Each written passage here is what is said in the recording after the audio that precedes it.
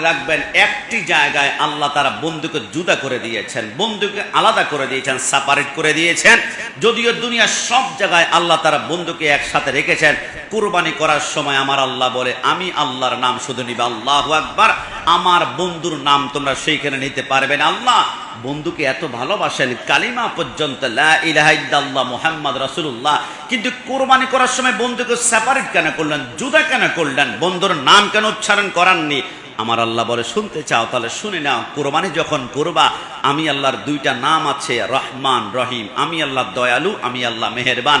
আমি আল্লাহর অপোজিটে আরো দুইটা নাম আছে, একটা হচ্ছে কাহার, একটা হচ্ছে জাব্বার। আমি আল্লাহ কঠিন। যখন কুরবানি করবা তখন সেখানে ব্যাপার আসে, ব্যাপার আসে, রক ব্যাপার আসে, চামড়া যাওয়ার ব্যাপার, সেখানে যন্ত্রণা, দুঃখ, ব্যথা। আমার বন্ধুকে আমি ব্যথার সাথে লাগাতে চাই না, সাথে লাগাতে চাই না। তখন আমি আল্লাহর কাহারিয়ত প্রকাশ হয়। আর আমার নবীর নাম এই কারণে নেই নাই, কারণ নবী তো হচ্ছেন রাউফুর রহিম।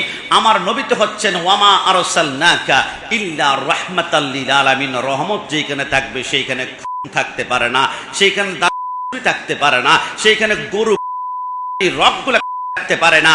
কারণ আমার বন্ধুকে আমি আল্লাহ যন্ত্রণার সাথে অ্যাড করতে চাই না, আমি আমার বন্ধুকে রহমতের সাথে কনক্লুড করতে চাই। জুড়ে বলি সুবহানাল্লাহ। এই জন্য আপনারা দেখেছেন বন্ধুকে আল্লাহ এত মায়া দিয়েছে। আমরা দেখেছি ফেসবুকে একটা ছবি খুব বেশি আমরা দেখতে পাচ্ছি, ওয়ার্ল্ডের প্রত্যেকটা সেক্টরে আশিক রাসূলের অন্তর নাড়িয়ে দিয়েছে।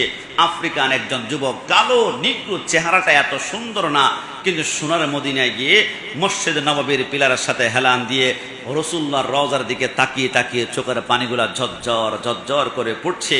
আর বুঝিয়ে দিয়েছে, আশিক হতে হলে চেহারা লাগে না, আশিক হতে হলে ড্রেস লাগে না, আশিক হতে হলে রাজকীয় ড্রেস লাগবে না। রসুলের প্রেম যদি থাকে, কালো চেহারা হতে পারে, ওই চোখের পানি যখন বের হবে রসুল প্রেমে, তখন উস্তুনে হান্নার মতো সেও জান্নাতে গমন করবে। জোরে বলে সুবহানাল্লাহ। কারণ সোনার মদিনা সবচেয়ে মায়া এবং ভালোবাসার মহাব্বতের জায়গা।